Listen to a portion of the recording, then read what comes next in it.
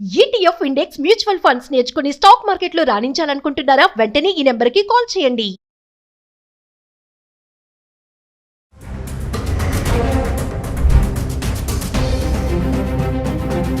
And as usual, the in-flight entertainment is not working.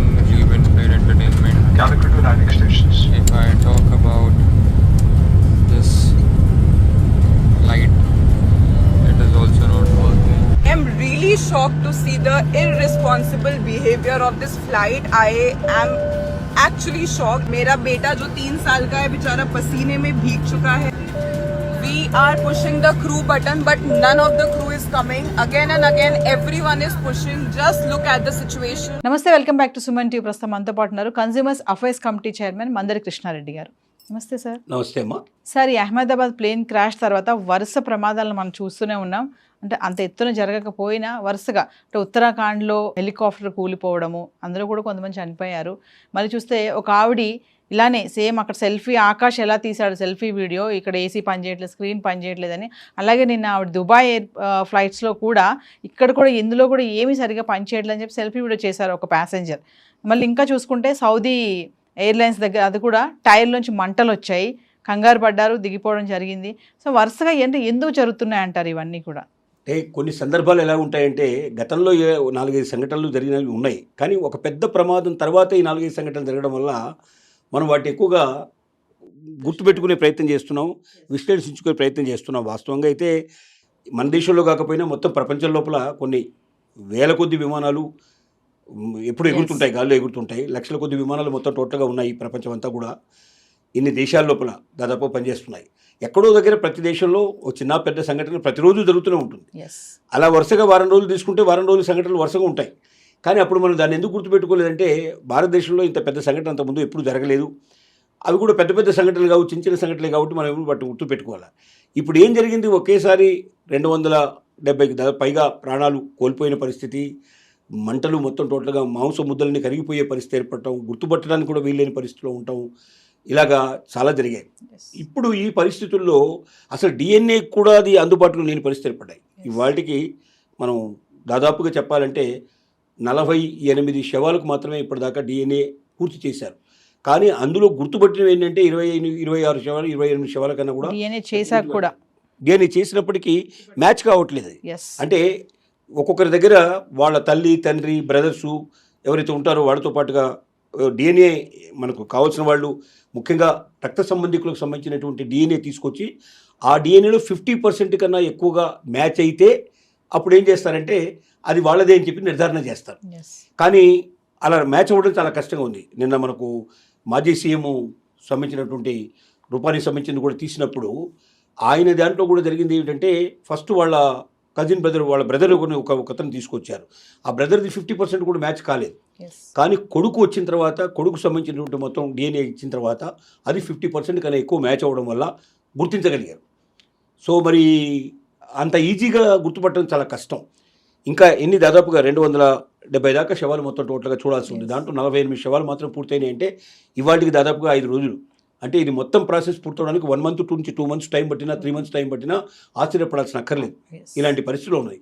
ఎందుకంటే దాంట్లో చాలా వరకు అసలు రక్తం లేదు, మొత్తం ఆ శవాల లోపల ముక్కలైపోయినాయి, ముఖ్యమైనటువంటి అవయవాలే దాంట్లో దొరకలేదు. ఇలాంటి పరిస్థితి ఉంది. ఈ పరిస్థితుల్లో ఏమవుతుందంటే ఎక్కడ ఏది జరిగినా ఉలిక్కిపడే పరిస్థితి పడతారు. అసలు ఎవరైనా ఫ్లైట్లో ప్రయాణం చేయాలనుకున్నప్పుడల్లా పొద్దున్నే వార్త చూశాడనుకోండి, ఇవాళ ఏం జరిగింది, ఇవాళ పొద్దున జరిగిన సంఘటన చూసుకుంటే మనం సౌదీ నుంచి వచ్చిన ఒక విమానం లక్నోలో దిగింది. దిగుతూ ఉండంగానే టైర్లలో మంటలు వ్యాపించాయి, విపరీతంగా మంటలు వ్యాపించాయి. లోపల ప్రయాణికులు 250 మంది ప్రయాణికులు ఉన్నారు. ఇంకా మొన్నటి సంఘటన జ్ఞాపకం చేసుకుంటే ప్రతి ఒక్కరి ప్రాణాలు పైపైనే పోయే పరిస్థితి. వాళ్ళంతా జిడ్డాకు వెళ్ళి చూస్తున్నారు. వాళ్ళు జిడ్ ప్రయాణికులు, మన హజ్ అంటాం కదా మనం, హజ్ ప్రయాణికులు వాళ్ళంతా. అంటే అక్కడ మక్కాకు వెళ్ళి వస్తున్నారు. 250 మంది ప్రయాణికులు లక్నోలో దిగారు. దిగుతుండగానే టైరు మొత్తం కంప్లీట్గా మంటలు వ్యాపించాయి, భయంకరమైన మంటలు వ్యాపించాయి. అయితే వాళ్ళు అక్కడ ఉన్న ఎయిర్ సిబ్బంది ఏదైతే ఉన్నారో చాలా అప్రమత్తం అయిపోయి వెంటనే ఆ మంటలన్నీ ఆర్పేసేసి కంప్లీట్గా స్వస్థంగా ఏ ఒక్కరికి ఏమీ జరగకుండా జాగ్రత్తగా కిందికి దింపారు. అందరూ కిందికి దిగి వచ్చారు. దీనికి తోడుగా మొన్నటి తీసుకుంటే రోడ్స్గా నెక్స్ట్ డేనే మనకు ఈ సంఘటన జరిగిన 12th నాడు జరిగిన మన ఏదైతే విమానం మనకు కూలిపోయిందో అహ్మదాబాద్లో విమానం కూలిపోయిన నెక్స్ట్ డేనే ఒక హెలికాప్టర్ కూలిపోవడం, దాంట్లో ఒక 5 ప్రయాణికులు చనిపోవడం, పైలట్తో సహా 5 చనిపోవడం. తర్వాత ఇంకొక విమానంలో మీరు అన్నట్టుగా ఆ లేడీ అక్కడ లోపల ఏమాత్రం ఏసీ పనిచేయడం లేదు అంటే మనకు అందులో ఆకాశ్ పెట్టినట్టుగానే అక్కడ తను కూడా ఒక వీడియోస్ రిలీజ్ చేసింది. దాని ప్రకారంగా ఇక్కడ కూడా ఏమైనా జరగబోతుందేమో అనే భయం వ్యక్తం చేయడం పరిస్థితి.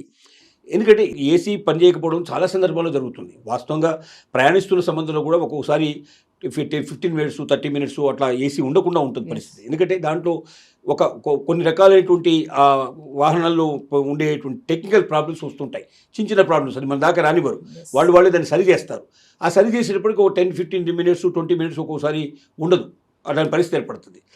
ఇవన్నీ రెగ్యులర్గా ప్రయాణించే వాళ్ళకి సాధారణంగా జరిగేటువంటి అనుభవాలు ఇవి. కానీ ఒక భయంకరమైన సంఘటన జరిగి ఇంతమంది ప్రయాణికులు మాడి మసైపోయారని తెలుస్తున్నప్పుడు సైకలాజికల్గా ప్రతి ఒక్కరికి ఏంటంటే ఏమో ఈ విమానంలో కూడా ఏమైనా జరిగిపోతుందేమో అన్న ఒక భయం వ్యక్తమవుతుంది. అలాంటి భయం జరిగింది. దానికి తోడుగా ఇంకొక విమానం 7 గంటల పాటు సుమారుగా టెక్నికల్ ప్రాబ్లం తోటి నడవలేని పరిస్థితుల్లో ఆగిపోయింది. అది 7 అవర్స్ లేటుగా ప్రయాణం చేసింది. ఇలా ఒకదాని వెంట ఒకటి 4-5 సంఘటనలు జరిగేసరికల్లా ప్రయాణికులకు భయం, ముఖ్యంగా ఎయిర్పోర్ట్లలో ఉన్నారే కానీ గుండె పట్టుకొని బిక్కుమంటూ ప్రయాణం చేయక తప్పదు. ప్రయాణం చేస్తే ఏమన్నా జరుగుతుందేమో అనే భయం ఉంటుంది. పోనీ ఈ ప్రయాణం ఆపుకొని మళ్ళీ ఏదైనా ట్రైన్లలో బస్సుల్లో వెళ్తే అది సేఫ్టీ అని చెప్పడానికి లేదు. ఆ ప్రయాణాల్లో కూడా జరుగుతూ ఉంటాయి. ప్రపంచవ్యాప్తంగా కాదు, భారతదేశంలోనే ప్రతిరోజు అనేక సంఘటనలు జరుగుతుంటాయి. అంటే కార్లకు సంబంధించిన యాక్సిడెంట్ జరగవచ్చు, బస్సులో యాక్సిడెంట్ ఉంటాయి, అలాగే మనకు ట్రైన్ యాక్సిడెంట్స్ జరుగుతాయి, కామన్గా జరిగేటువంటి జరుగుతూ ఉంటాయి. కానీ ఇదంతా తీసుకున్నా కూడా టోటల్ ప్రయాణికుల సంఖ్యలో దాన్ని మనం లెక్కేసుకుంటే 0.1% కూడా, అంటే 1% కూడా కాకుండానే మనకు సేఫ్టీగా ఉన్నామని లెక్క. 1% ప్రయాణికులు చనిపోతే 99% ప్రయాణికులు సురక్షితంగా చేరుతున్నారు. మరి ఇంతకన్నా మనం చేయగలిగేది ఏమీ లేదు. ఎందుకంటే మనకు యాక్సిడెంట్ జరుగుతాయని మనం వెహికల్స్ కొనుక్కోకుండా ఉన్నాం, అట్లాగే యాక్సిడెంట్ జరుగుతాయని ప్రయాణం చేయకుండా ఉండలేము మనం. ఇవి జీవితంలో ఒక భాగం. మనం ఎవరైతే వీటన్నిటికీ తట్టుకొని ముందు ప్రమాదాలు జరుగుతాయని, కష్టాలు వస్తాయని జీవితం లేకుండా ఉంటామా? ఇంట్లోనే కూర్చొని పడుకోలేం కదా మనం. ఇప్పుడు ఎట్లా జరగదు కదా. కాబట్టి ప్రతిదానికి మనం సిద్ధపడాల్సిందే. వీలైనంత వరకు అవకాశం మేరకి అలాంటి టెక్నికల్ ప్రాబ్లమ్స్ రాకుండా ప్రతి ఒక్కరు జాగ్రత్త తీసుకోవాలి. సిబ్బంది కూడా దానికి తగినట్టుగా ఎప్పుడు కూడా అలర్ట్గా ఉండాలి.